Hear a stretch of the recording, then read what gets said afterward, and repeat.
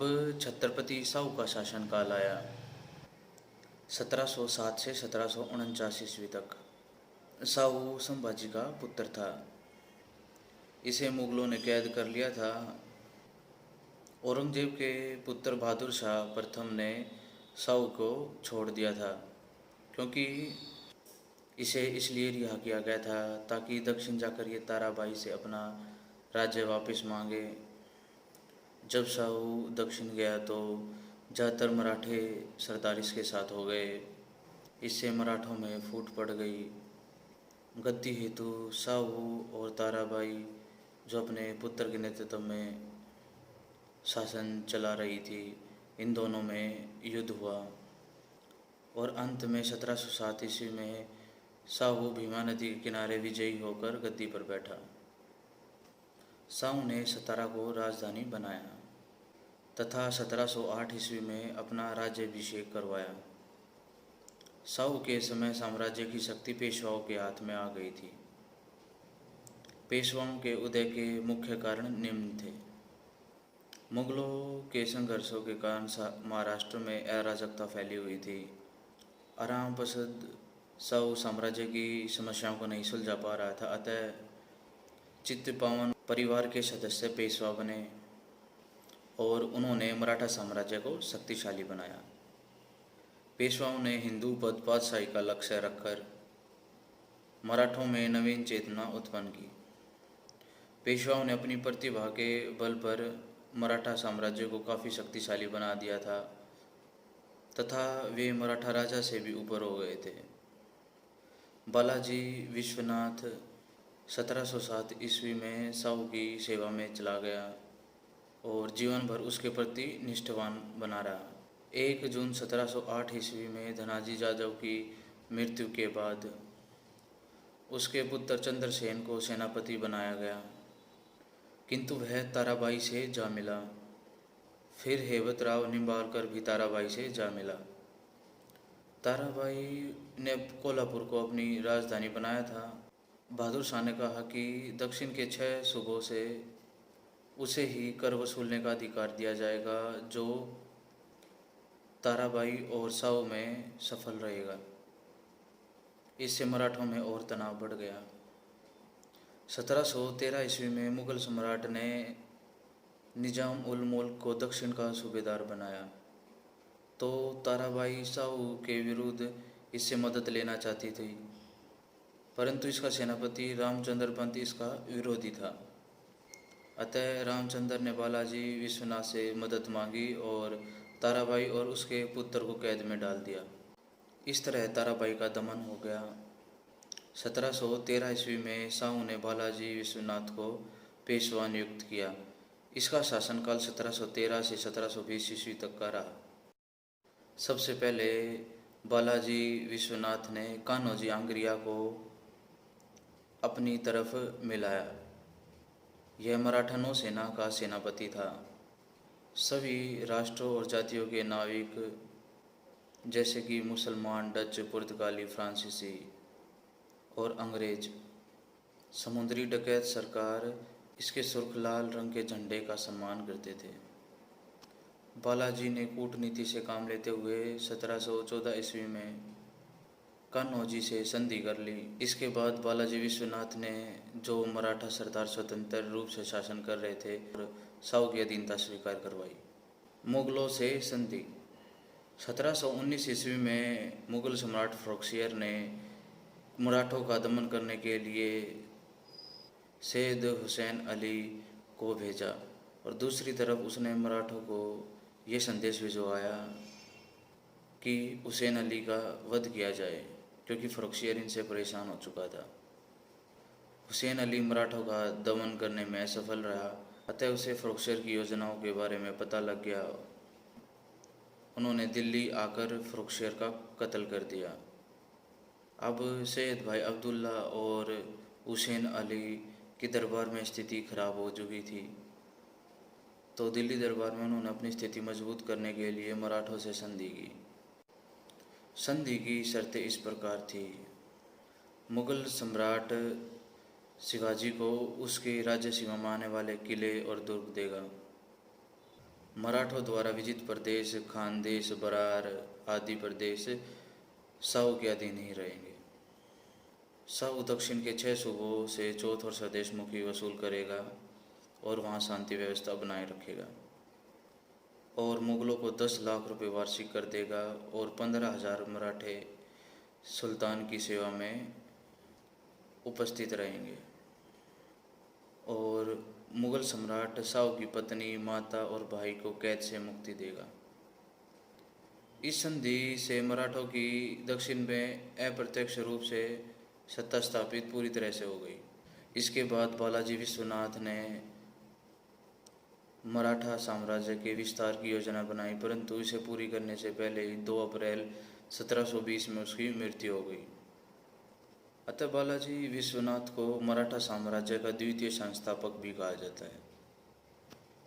बालाजी विश्वनाथ की मृत्यु के बाद साहू ने बाजीराव प्रथम, जो कि बालाजी विश्वनाथ का पुत्र था, उसे पेशवा बनाया। इसका शासनकाल 1720 से 1740 ईस्वी तक रहा।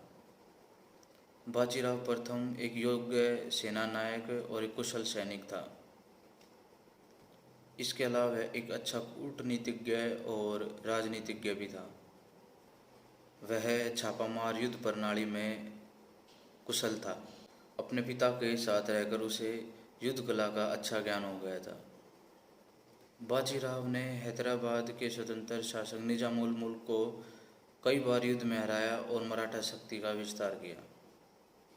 बाजीराव साम्राज्यवादी नीति का समर्थक था। उसने मुगल साम्राज्य की कमजोरी का लाभ उठाया और मराठों को ललकारते हुए यह समय मुगलों विदेशियों को देश से बाहर करने का है और यश प्राप्त करने का है, और कहा कि अब हम उत्तर भारत की ओर अपने संघर्ष को अग्रसर करें। इस पर साहू ने बाजीराव से कहा कि तुम वास्तव में एक योग्य पिता के महान पुत्र हो। मराठों के योग्य ध्वज को हिमालय के पार तक फहराओ। गुजरात, जोधपुर, बुंदेलखंड के शासकों को बाजीराव ने अपने पक्ष में कर लिया। सबसे पहले बाजीराव ने निजाम का दमन किया। इसके बाद भी निजाम मराठा साम्राज्य से संघर्ष करता रहा, परंतु 1728 में बाजीराव प्रथम ने इसका पूरी तरह से दमन कर दिया। इसके बाद निजाम मुगल सम्राट की सेवा में चला गया और 1733 ईस्वी में मुगल सम्राट ने निजाम को आसफ जा का पद दिया और मराठों से संघर्ष के लिए भेजा। अब निजाम के पास और कुशल तोप सेना और एक विशाल सेना थी, किंतु भोपाल के निकट बाजीराव ने उसे चारों तरफ से घेर लिया और जिससे कि निजाम की सेना में भूखमरी फैल गई। निजाम ने विवश होकर बिना युद्ध के 1738 ईस्वी में बाजीराव से संधि की। महान सेनापति निजाम को बिना युद्ध के बाजीराव ने 2 बार पराजय स्वीकार करवाई, जिससे कि बाजीराव प्रथम की शक्ति और सम्मान बहुत बढ़ गया था। इसके बाद मराठों की शक्ति चरम सीमा पर पहुंच गई। इसके बाद बाजीराव ने संभाजी, जो कि साहू का चचेरा भाई और कोल्हापुर का शासक था, वह साहू का बार बार विरोध कर रहा था और मुगल सम्राट और निजाम से बोल रहा था कि दक्षिण के 6 सूबों का कर उसे मिलना चाहिए। साहू के आदेश पर 1730 ईस्वी में श्रीपत राव ने संभाजी पर आक्रमण कर दिया और उसको युद्ध में पराजित किया। इसके बाद संभाजी ने संधि कर ली और सेनापति त्र्यंबकराव का दमन। सेनापति त्र्यंबकराव दाभाड़े बाजीराव की बढ़ती शक्ति से असंतुष्ट था। साहू ने गुजरात खांडेराव को दे दिया था और मालवा बाजीराव को, तो बाजीराव ने इसका विरोध किया और कहा कि किसी एक परिवार को संपूर्ण प्रांत का शासन सौंपने से उन सरदारों के स्वतंत्र होने का भय रहता है। अतः उसने खांडेराव से कहा कि वह गुजरात की आधी आय उसे दे और वह मालवा की आधी आय उसे देगा, परंतु खांडेराव ने इसे मना कर दिया और इन दोनों में संघर्ष शुरू हो गया। कुछ समय के पश्चात खांडेराव की मृत्यु हो गई और उसका पुत्र त्रिंबकराव दाभाडे सेनापति बना। बाजीराव ने 1 अप्रैल 1735 ईस्वी में त्रिंबकराव दाभाडे को युद्ध में पराजित किया व लड़ते हुए मारा गया। अब बाजीराव प्रथम मराठा सरदारों में प्रमुख बन गया था। अब इसके बाद दक्षिण से सुलझकर बाजीराव प्रथम ने उत्तर भारत की ओर प्रस्थान किया।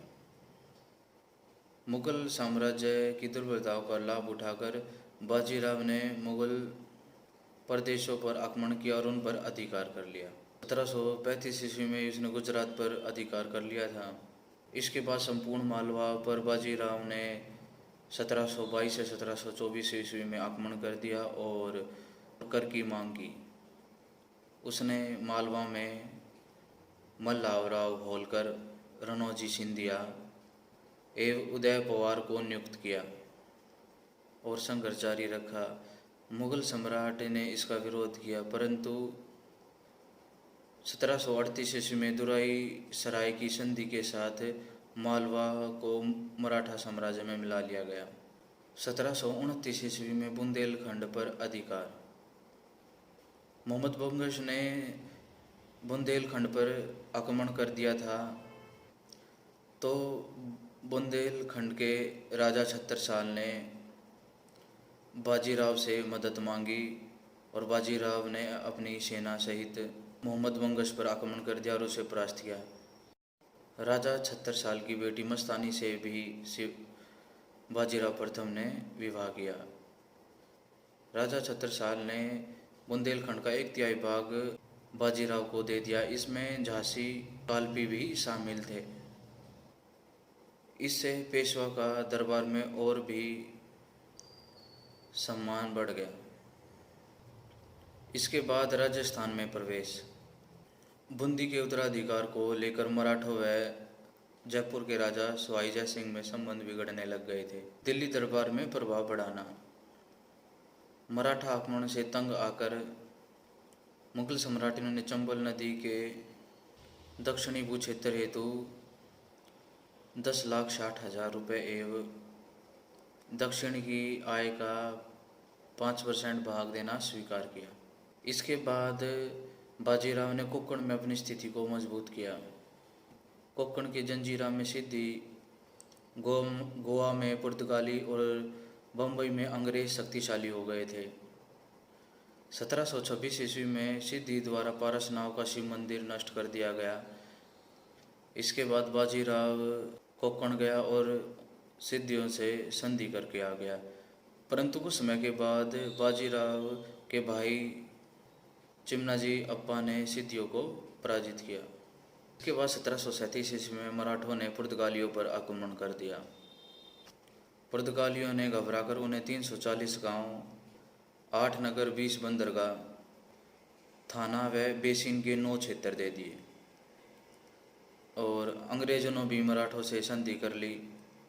इस तरह बाजीराव ने कोंकण में अपनी स्थिति को मजबूत बना लिया। बाजीराव की मृत्यु। महान पेशवा बाजीराव का दुखद अंत हुआ। बुंदेलखंड के राजा छत्रसाल ने अपनी बेटी मस्तानी का विवाह बाजीराव के साथ किया था। वह मुस्लिम थी, इसलिए सारा मराठा समाज उससे कट गया था। फिर इनसे एक लड़का पैदा हुआ जिसका नाम शमशेर बहादुर रखा गया। इसके बाद बाजीराव के परिजन भी उसके विरुद्ध हो गए और बाजीराव की पहली पत्नी काशीबाई की तरफ हो गए। जब पेशवा बाजीराव युद्ध में गया हुआ था तब मस्तानी और उसके बेटे शमशेर बहादुर को नज़रबंद कर दिया गया, जिससे बाजीराव को बहुत दुख हुआ और उसने अपना संपूर्ण जीवन युद्धों में झोंक दिया और वह बीमार पड़ गया और 28 अप्रैल 1740 ईस्वी को वह नर्मदा नदी के पास उसकी मृत्यु हो गई।